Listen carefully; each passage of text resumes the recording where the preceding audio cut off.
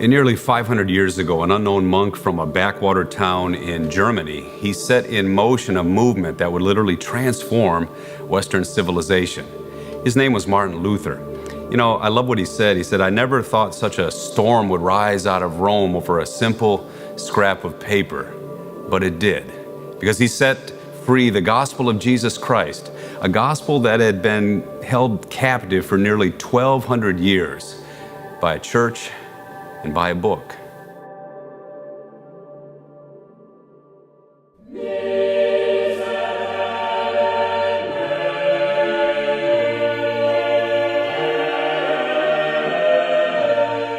"500 years ago, the people of Europe were under the domination of a very powerful religious empire, the Roman Catholic Church of the 16th century, an empire that controlled every aspect of a person's life. It could raise you to glory or condemn you as a heretic and burn you alive.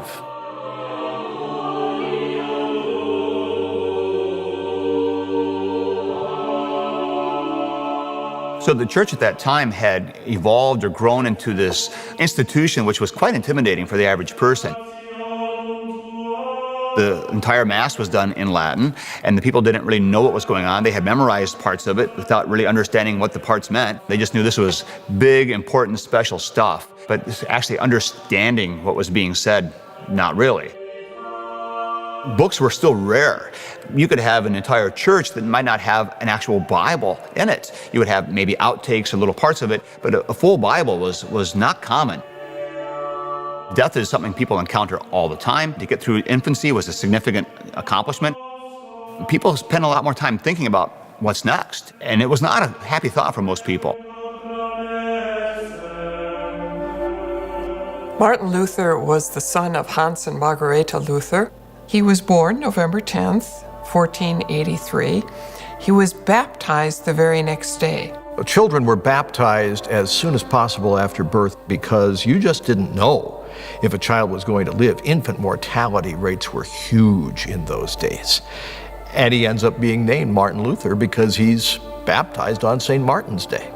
Hans had been a miner. He became an entrepreneur when Luther was very young. So Hans had dreams of not only moving from the agricultural peasantry into the mining industry, he had dreams of moving his son into the bureaucracy, where there was more money, more security, more power. And so he had a vision for the Luther family that was on the move, upward and onward. There was no such thing as Social Security in those days.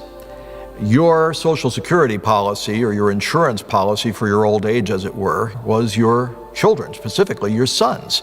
And so Hans had big ambitions for his second son, Martin. He had designs on making him into a lawyer.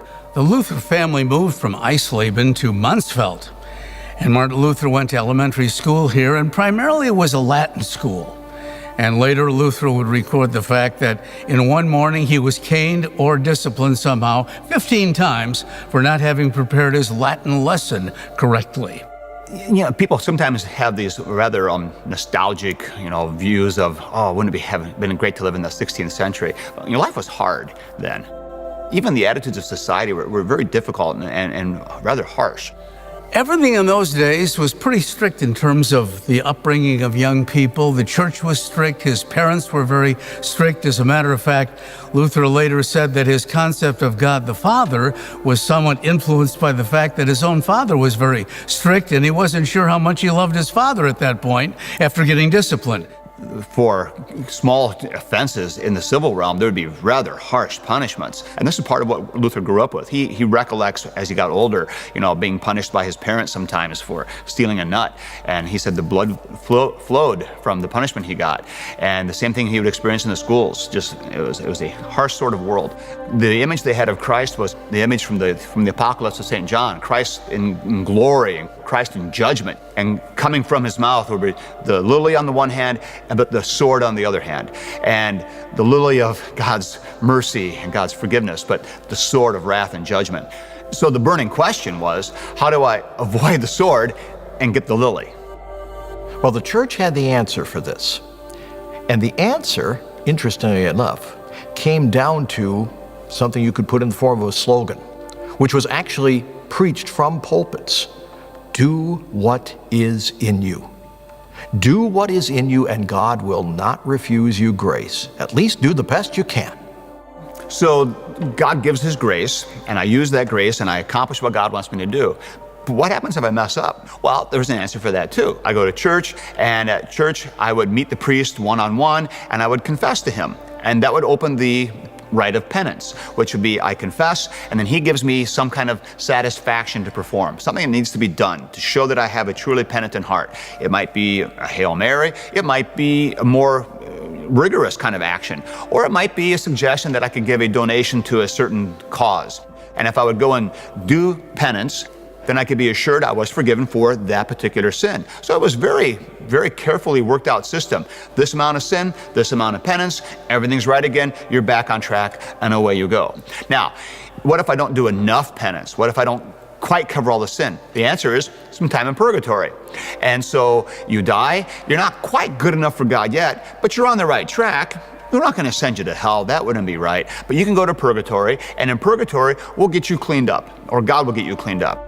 So purgatory is not pleasant. You're suffering in purgatory. You're sweating off your sins. And so I finished paying for all of my sinful behavior, and when I finally had paid every last bit in purgatory, then I'm ready now for the next step, and then I can walk into God's presence. But it was a very careful system. And all the way along, it's God's grace that's making this happen, and it's you that's doing it. You're the one earning the forgiveness. You're the one paying the price. You're the one accomplishing it. So the onus is on you to make sure it gets done. Now, this was the religion that Luther grew up with, and after he completed what we would call high school, he was recommended for the University of Erfurt. Luther received his bachelor's degree after about a year of study at the University of Erfurt. And then after about another 2.5, almost 3 years, he gets his master's degree. And now the master's degree was kind of a general purpose degree. It wasn't in a particular subject yet. But it enabled somebody who wanted to go on in higher education to move on to one of the higher faculties, which were only 3 in those days: medicine, law, or theology. But something is going on in Luther's life. While he's studying at the University of Erfurt, he noticed a great bound copy of an old book in the library, and it turned out to be the Holy Bible in the Vulgate Latin translation. He had heard readings from the Bible before, but never realized they all even came from the same book, because in those days the Bible was regarded as a very dark and obscure document which only the clergy could properly interpret.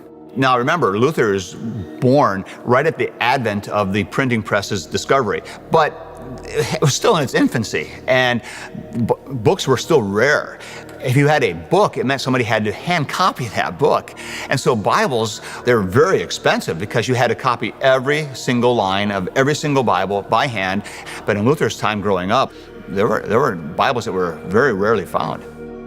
Luther was very much aware, as were all Christians at the time, that the church said, now you need our help in order to be able to understand this. You need guidance, expert guidance to interpret this very mysterious book. But there were other events in Luther's life that focused his attention on the hereafter. In 1503, he was paying a visit to his parents, leaving Erfurt and going back to where they were, and he sustained an injury from a sword that pierced an artery going into his leg. And bled profusely, which was a very frightening occurrence for him. It reinforced a fear of death. I say reinforced because fear of death was very, very widespread at that time. You have to remember that death could come very suddenly. You could get sick in the morning and be dead by evening from some sort of bug. Plagues regularly went through cities. Women died in childbirth. Death was much more a part of the daily consciousness in that time than it is now. And so when Luther accidentally stabbed himself, it was simply reinforcing a fear of death that was already there. Luther did recover, but there were other occasions in which a friend of his named Alexis, for example, died, and Luther again wondered, what if I were Alexis? 2 of his colleagues in Erfurt died of the plague at the time. And so here this young student was looking way ahead into the future and the life to come, early on in life. On July 2nd, 1505, Luther's coming back from visiting his parents, back on his way to Erfurt. He's only been in law school for, about 6 weeks or so, not very long by the time he took his leave of absence. And there's a thunderstorm that comes up. He is frightened for his life standing out there in the lightning and the thunder. He cries out, "Saint Anne, help me, I will become a monk." And as somebody once said, well, she did. And he did. And it was goodbye to law school. About 2 weeks after that great experience at the thunderstorm, Luther basically dispossesses himself of all of his possessions, including a very expensive law book that his dad had gotten him as a graduation present for his master's degree graduation, and goes into the toughest monastery he can find there in Erfurt, that of the observant Augustinians.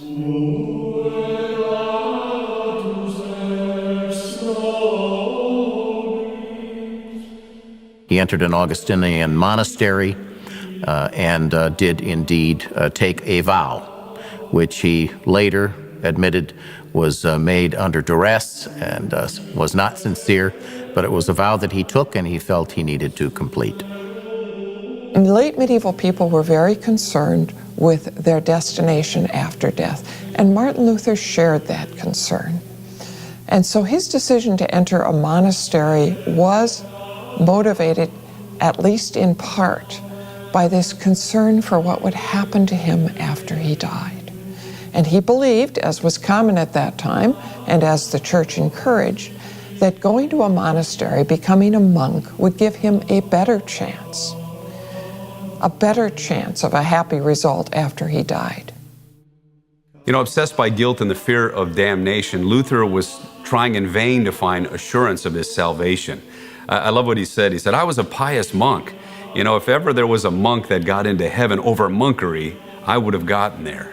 So as Luther was entering into manhood, he was literally running away from the world, hiding in the monasteries, trying to find peace with God. But the book that he found in the University of Erfurt, at first it would torment him, but later it would bring him to the realization that would change the world.